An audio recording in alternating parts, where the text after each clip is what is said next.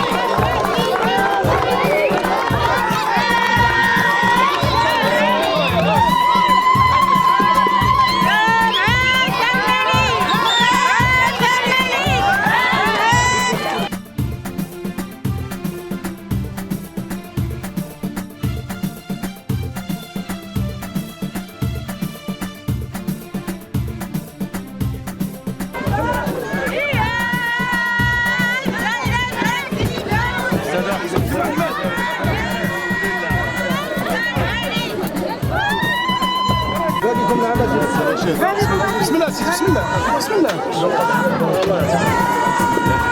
سيدي مرحبا بسم الله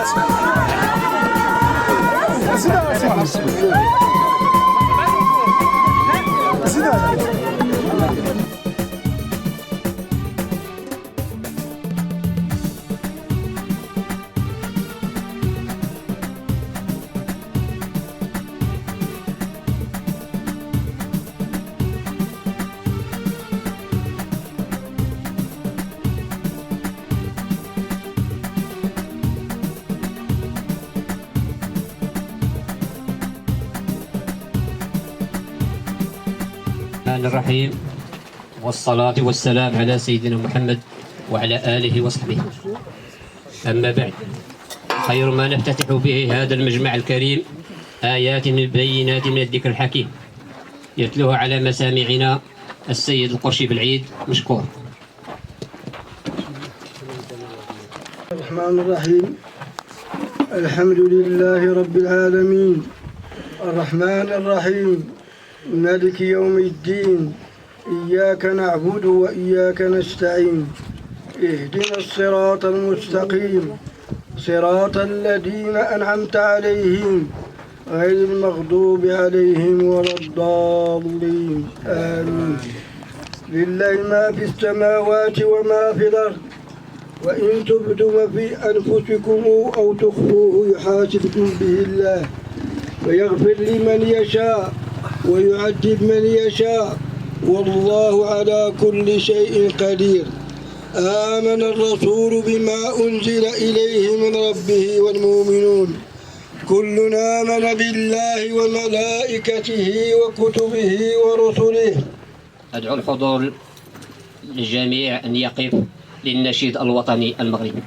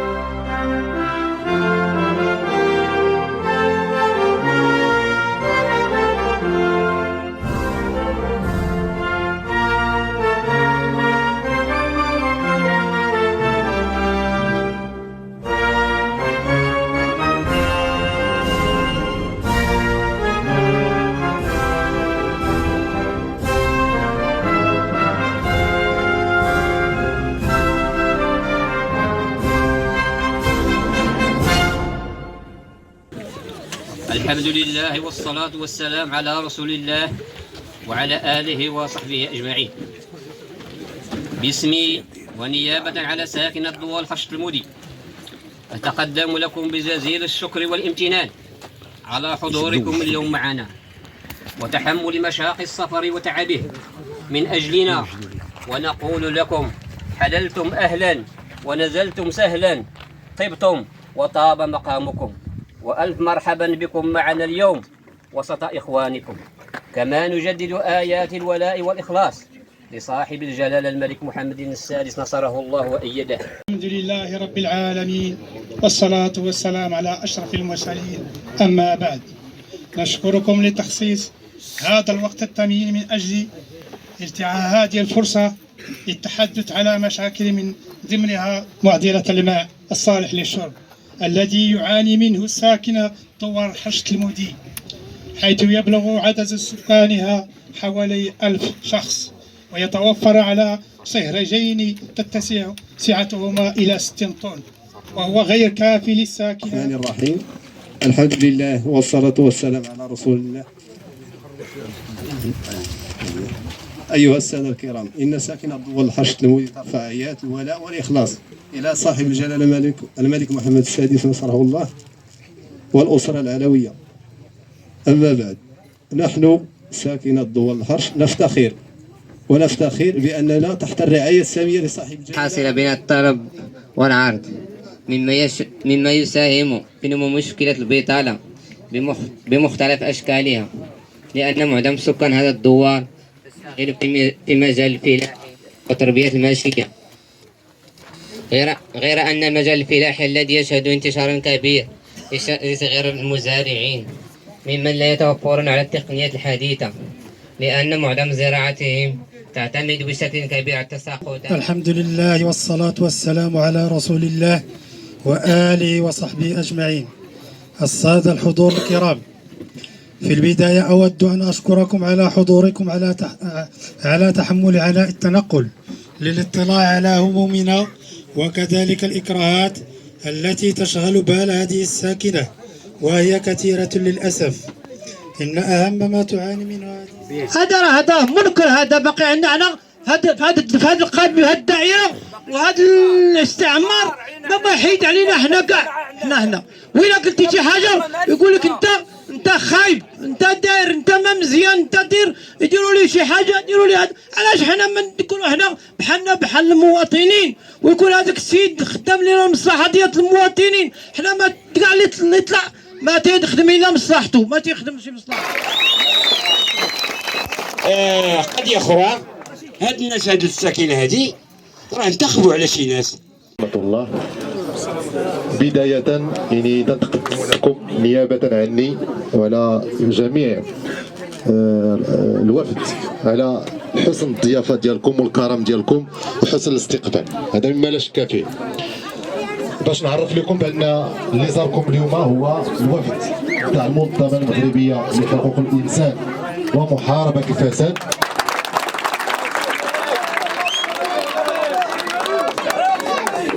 اللي زاركم من مدينتي المحمدية ومدينة مراكش. من طبيعة الحال أن الغاية ديالتنا من هذه الزيارة الميدانية هو الاستماع للساكنة تاع دوار الحرش المودي باش نعرفوا المعاناة اللي تتعيشوها يوميا، زائد المشاكل اللي عندكم في هذا الدوار هذا. لعل الله أن يوفقنا باش نحلوا ولو جزء يسير من هذه المشاكل اللي تتعانوا منها. من طبيعة الحال الجهد لا جهد الله، ما يمكنش نحلوا المشاكل كاملة، ولكن يعني باسمي وباسم الاخوان اللي حضروا والاخوان اللي ما جاوش انه تنوعدكم ان نديروا اللي في جهدنا باش نحلوا المشاكل اللي عندكم ونكونوا صلة وصل بينكم وبين الجهات المعنية باش على الاقل تعالج هذه المشاكل اللي عندكم. انا ما نطولش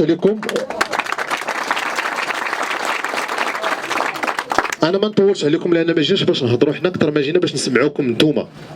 غادي نعطي الكلمه للسيد الامين العام المنظمه سي نبيل وزاع. ضيافة عندكم اليوم عجبني في هاد الساكنة، يلا نزلت عزتنا.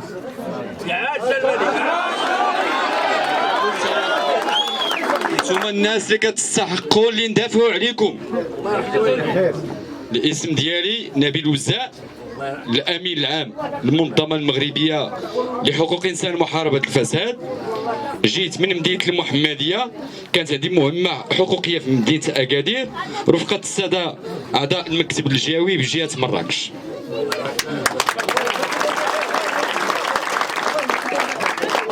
كنتكلم نيابه عن 400 ديال الاخوان في الاسره المنظمه، كل التضامن مع الساكنه ديال دوار الحرش بمدينه مراكش. ديالكم حنا اليوم راه ماشي جينا نطعنوا في شي جهه، جينا نستمعوا المشاكل ديالكم، والمشاكل ديالكم المطالب ديالكم معقوله. حنا اليوم راه ما غاديش نوعدوكم، راه ماشي اليوم جينا غدا غيتحل المشكل، لا غير باش ما عندكمش الوعود الكاذبه. حنا اليوم السيد المنسق ولا السيد رئيس المكتب الجوي والاستاذ رشيد حقابي غادي يشتغلوا، غادي نراسلوا الجهات المعنيه المسؤوله، غنديروا ما في الوسع ديالنا. لا لقيت واحد الاتصال، كانت بعض الجهات السياسيه كتحاول باش الساكنه ما تكونش حاضره، هادشي راه علمي ديالنا في مدينه اكادير. ولكن كنبغي نشكروا الناس ديال الدرك الملكي اللي كيقدموا لنا اليد المساعده في المنطقه السابقه، وكذلك السيد الناس ديال السلطات المحليه. وعندي الثقه في السيد الوالي ديال الجهه، راه عندي فيه الثقه. المطالب ديالكم غادي نوصلوها ان شاء الله للجهات المسؤوله، للسيد الوالي. غير واحد القضيه، هذه رساله لبعض المسؤولين المنتخبين اللي حاولوا باش يمنعوا الساكنه باش ما تحضرش، هذه رساله اليوم. حنا اليوم كمنظمه المغربيه راه ما عندنا حتى شي انتماء سياسي، راه ما كنقدموا لا ترشيح لا حتى شي حاجه، هذا عمل تطوعي وراه جايين بالمال ديالنا، وراه عمرنا ما خدينا شي دعم من عند الدوله، وما عندنا حتى شي حاجه شي مجال سياسي باش غادي نجي نحاربوا لهاد الجهه، لا. حنا اليوم هذه مسؤوليه ملقاه على العاتق ديالنا، اذا الصوت ديالكم غادي يوصل. هذه الطريق، انا راه دخلت من الطريق، الطريق كارثه، الله يرحم الوالدين، كارثه، الله يرحم الوالدين. قضيه المستوصف باقي ما شفتوش، قضيه لا انا دابا اللي بنيت على الطريق، وهاد الساكنه راه وطنيه بالامتياز. نعم لا راني جيت، هي اللي جيت منها دابا راه، وهاد الساكنه راه وطنيه بالامتياز، جميع الجهات يلتفتوا ليها. شوفوا الاخوان، هاد الاستقبال ديالكم راه سجلوا التاريخ. لا لا لا شوف الله والله الشريف باش نبسط مع كلام، والله الاستقبال ديالكم سجلوا التاريخ. حب الوطنيه ديالكم، حب الله وحب الوطن وحب الملك. وهاد الناس اللي في الجماعه هذه رساله ليهم، راه ما عندناش انتماء سياسي، ولكن الا اشتغلوا غادي نصفقوا اليوم، الا ما اشتغلوش غادي نرفعوا التقرير للديوان الملكي. نعم الله يجازيكم بخير الاخوان، الله يجازيكم بخير باش ما تكونش واحد المغالطات. حنا اليوم راه جينا بالمال ديالنا، راه ما كنتلقاو لا دعم لا حتى شي حاجه، جينا نستمعوا لكم المشاكل ديالكم، وراه جميع الاخوان في اسره المنظمه راه ما عندهمش من باب التذكير، راه ما عندهمش انتماء سياسي. غير الله يجازيكم بخير. المطالب نعم الحاج. السيد الرئيس الجهوي تاع مراكش اسفي باش يعطي الكلمه ديالو، تفضل السي رشيد حقابي.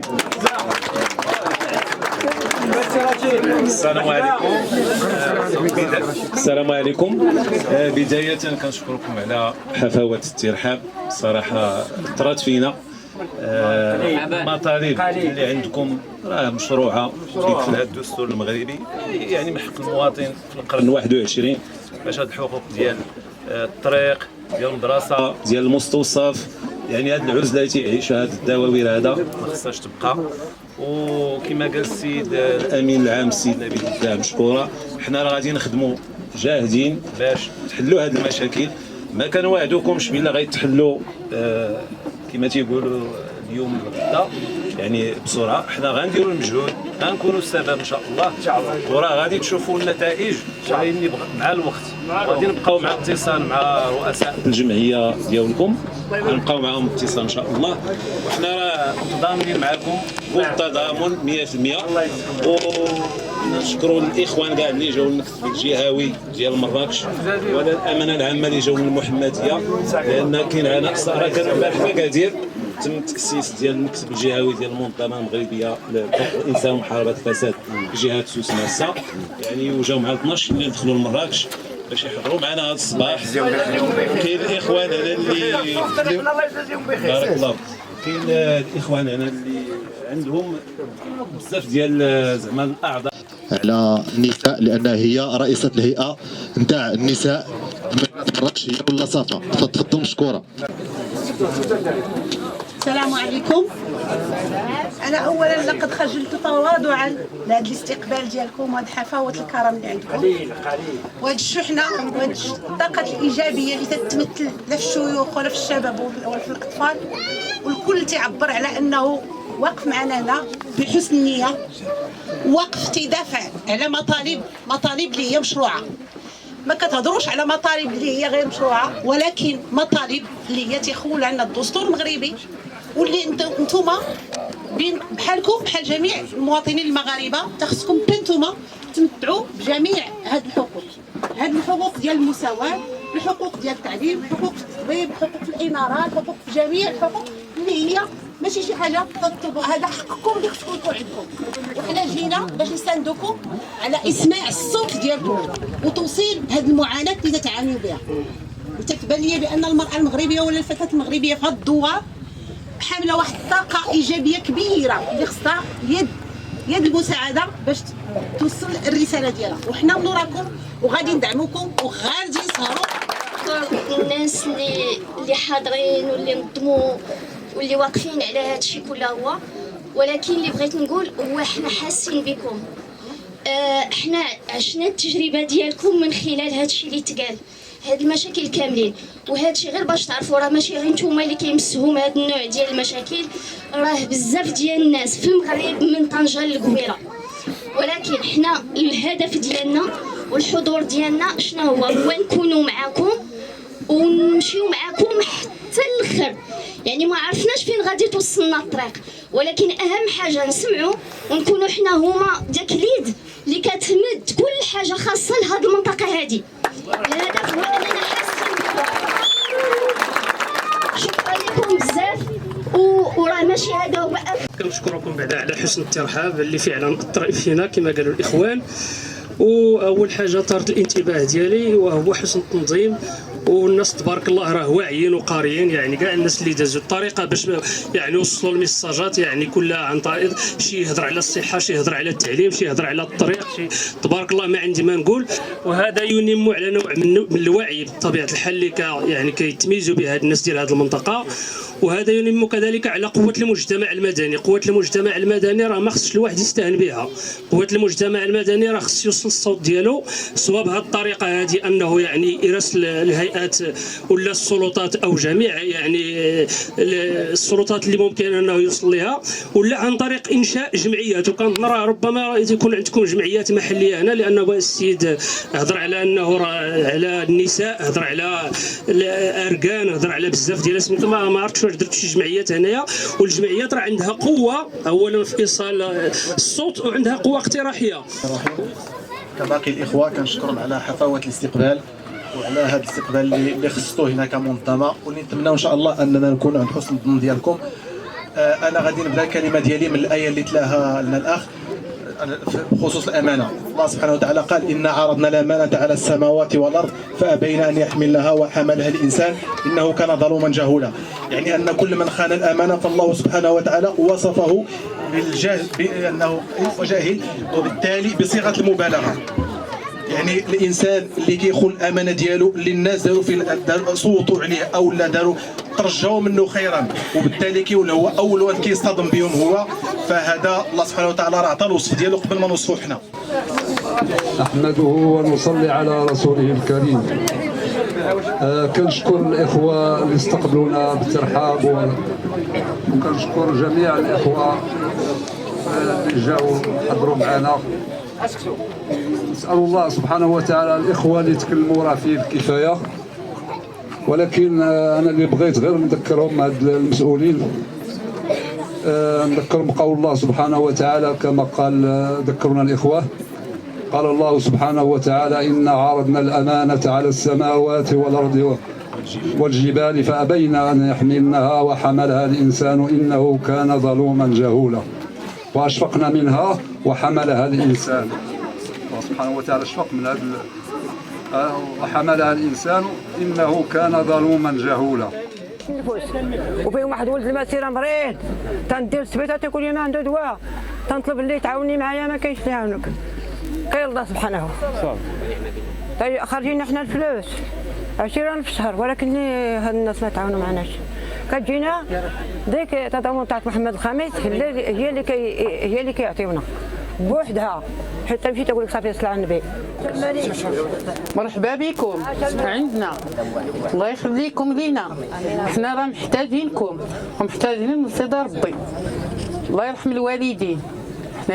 حنا راه رجالين وما عندنا حتى حد، وخاص الناس رجالين كثارين وما كاينش الدعم، ما كيجيناش حنايا كاع في الكل، ما عندناش الدعم ديال السبتي تيمور. تنقول لكم هادشي اللي حكاو هاد الناس الا نقطه في بحر. كاينين حوايج اللي ما تيقدرش يهضر فيهم شي واحد، لان تنبداو بالصحه. الصحه الا مشيتي هو كاين تغيير في الصحه عندنا في المنطقه، ولكن السبيطار ديال الولادات شي وحده الا بغات تولد تصور بان غضرب 50 كيلومتر من هنا لمحمد السادس، كي غدير هاد السيده اللي فيها الوجع تيقتل فيها وغاديه لامبيلونس، وبعد لامبيلونس قليل مكريه الخطافه من هنا هو تينخض وليدودان في مراكش والسطوبات مشاكل. ما نقولش لك هادشي عشتو انا شخصيا وعاشوه المواطنين. المراه متى توصل الله يكون لها في العوان، الله يكون لها في العوان. كاين اللي تولد في الطوموبيل، كاين اللي تولد في الكاميو، كاين اللي تولد في لامبيلونس 50 كيلومتر، كاين اللي توصل تما تيقول لها التريكه مات الله يسهل. كي غادي نديروا مع هادشي؟ منين نقولوا بانه الصحه واحد عنده مرض مزمن او لا مرض شي عضال او لا تيمشي للسبيطار وتيبغي يشد الموعد، تعطيو موعد 3 شهور 4 شهور. واش هذا السيد